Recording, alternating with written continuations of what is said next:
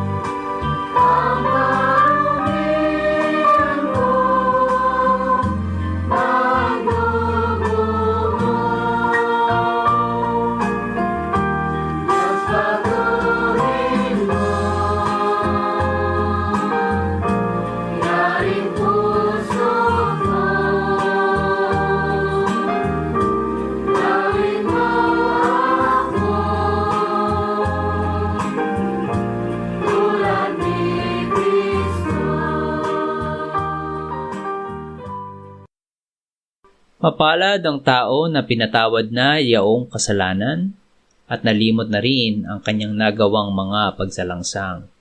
Mapalad ang taong sa harap ng Panginoon ay di na pinararatangan ng kasalanan, dahilan sa siya ay hindi nanlilinlang. Nung hindi ko pa naipapahayag yaring kasalanan, sa buong maghapon ako'y nananangis sa matinding lumbay. Sa araw at gabi, bigat ng kamay mo ang nararamdaman, ano pa't wala nang nalalabi akong lakas sa katawan. Hamog ang kaparis na dagling na tuyo sa sikat ng araw. Ako ay lumapit sa iyong harapan at salay inamin. Ang aking nagawang mga pagsalansang di ko inilihim. Pinagpasyahan ko ang lahat ng ito sa iyo'y idaing at aking natamo ang iyong patawad sa sala kong angking. Mga minamahal, sinasabi sa unang Juan 1:9, kung ipinapahayag natin ang ating mga kasalanan, maaasahan nating ipatatawad sa atin ng Diyos ang mga ito at lilinisin tayo sa lahat ng ating kasamaan sapagkat siya'y tapat at matuwid. Salamat sa iyo, O Diyos. Pinatunayan mo ang iyong pag-ibig sa amin nang si Kristo ay mamatay para sa amin noong kami mga makasalanan pa. Ngayon ay buksan mo ang aming mga labi at kami ay magpupuri sa iyo.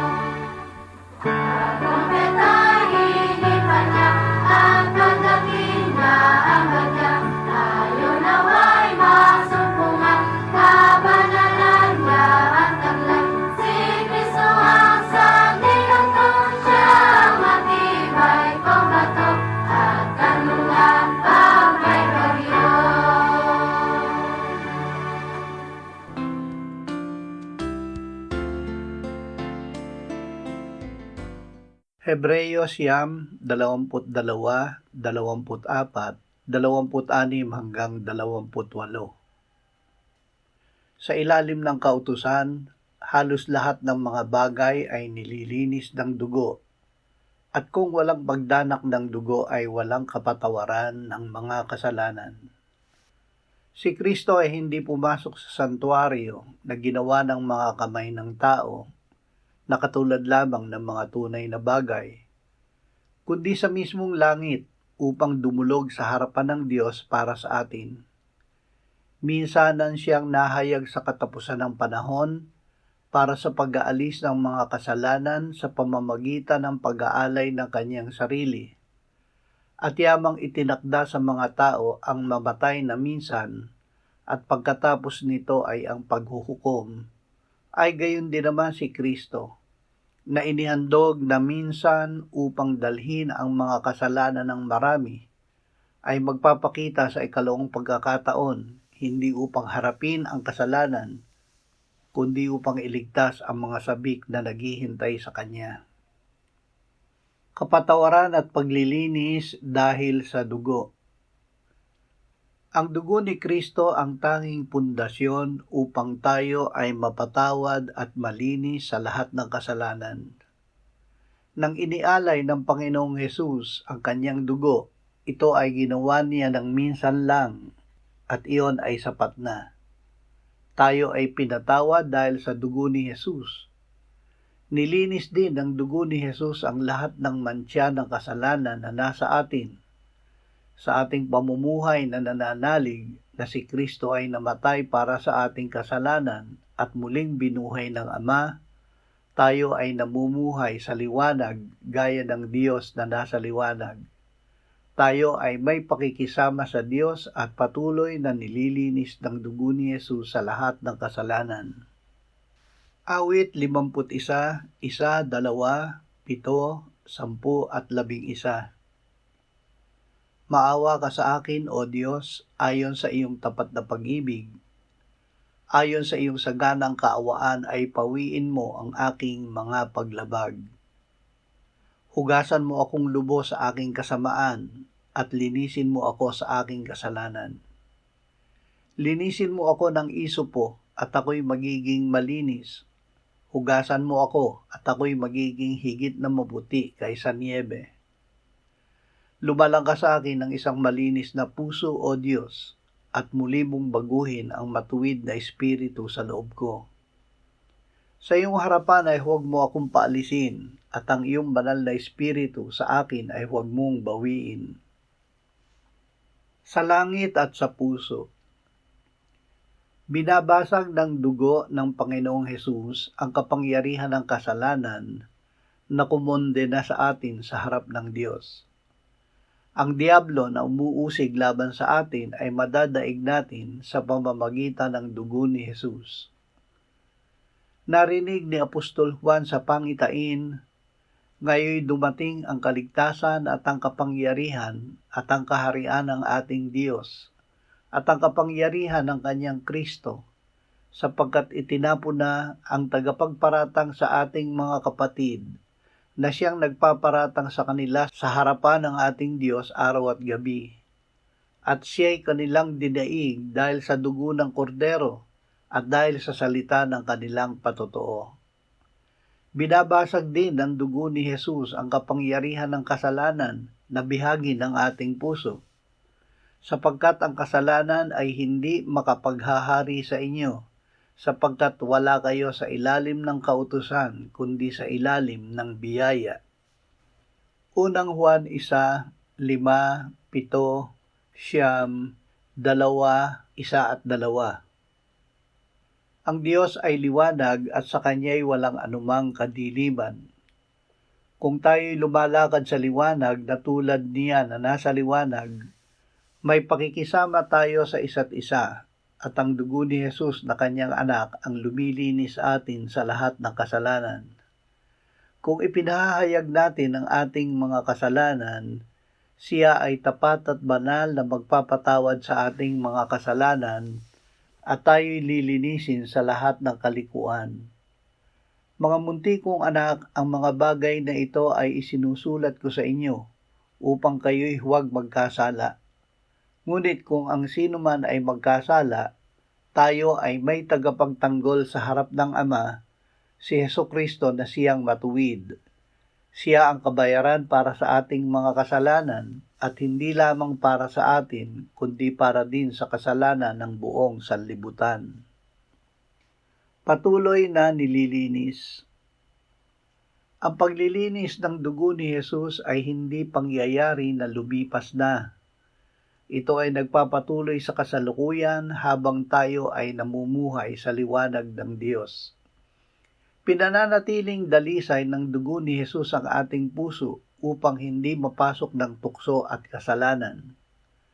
Sa patuloy nating pananalig kay Jesus at sa kanyang dugo, tayo ay patuloy niyang inililigtas.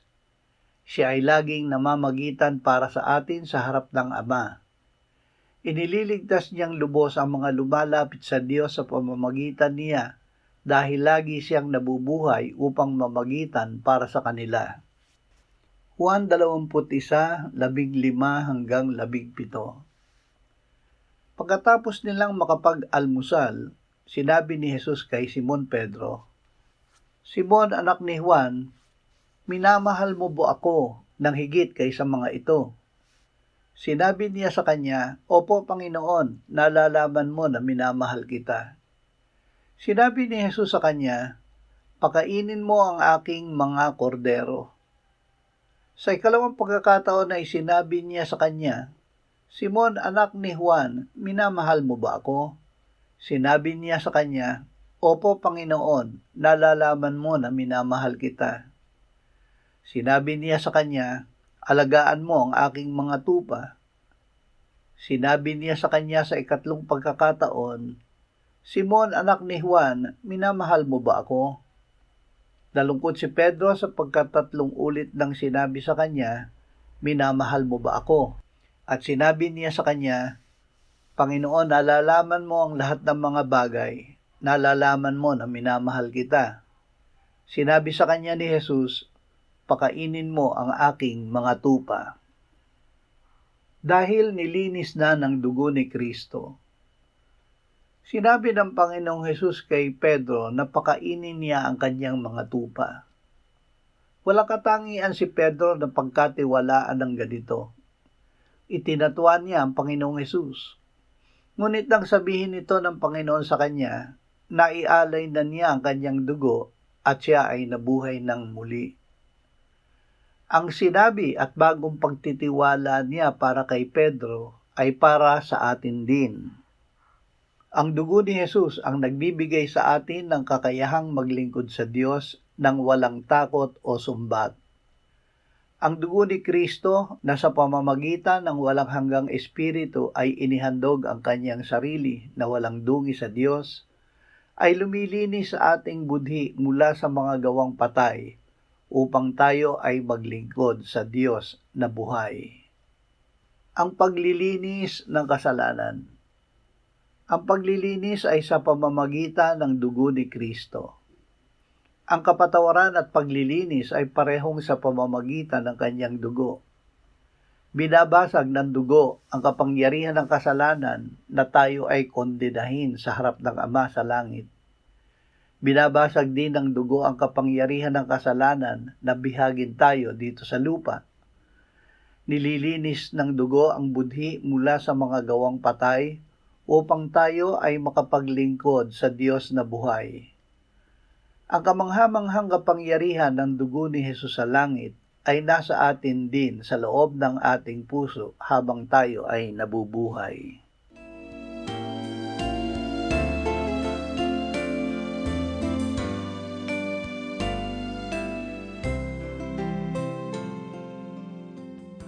Manalangin tayo. Panginoong Hesus, sinabi mo, "Malibang kainin ninyo ang laman ng anak ng tao at inumin ang kanyang dugo, kayo ay walang buhay sa inyo. Ang sino mang kumakain ng aking laman at umiinom ng aking dugo ay may buhay na walang hanggan, at akin siyang muling bubuhayin sa huling araw. Sapagkat ang aking laman ay tunay na pagkain at ang aking dugo ay tunay na inumin. Siya na kumakain ng aking laman at umiinom ng aking dugo ay nananahan sa akin at ako sa kanya. Kung paanong buhay ang Ama na nagsugo sa akin at ako ay nabubuhay sa pamamagitan ng Ama, gayon din siya na kumakain sa akin, siya man ay mabubuhay sa pamamagitan ko. Panginoong Hesus, aming tagapagligtas, tinatanggap ka namin sa oras na ito bilang aming tinapay ng buhay. Tinatanggap namin ang iyong katawan na ipinako sa krus, namatay, inilibing, binuhay na muli, at iniakyat ng Ama sa kanyang kanan sa langit bilang aming tunay na pagkain. Tinatanggap namin ang iyong dugo na nabuhos sa ikapagpapatawad ng aming kasalanan bilang aming tunay na inumin. Manahan at mabuhay ka sa amin upang kami ay mamuhay sa pamamagitan mo kung paanong ikaw ay namuhay sa pamamagitan ng Ama. Salamat, Ama, sapagkat dahil kay Kristo, kami ngayon ay nakapamumuhay kasama mo kaisa ng Espiritu Santo. Sa iyo ang lahat ng kaluwalhatian, ngayon at magpakailanman. Amen.